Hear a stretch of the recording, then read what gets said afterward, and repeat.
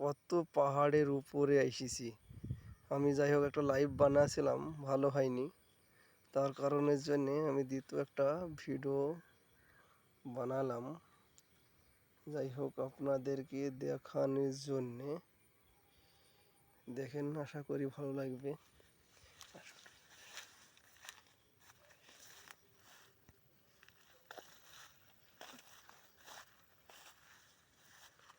আর কি জঙ্গল দেখেন।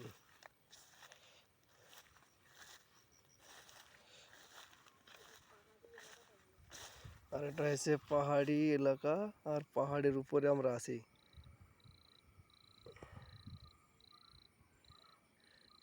ওই যে আমাদের ঘর নিচে।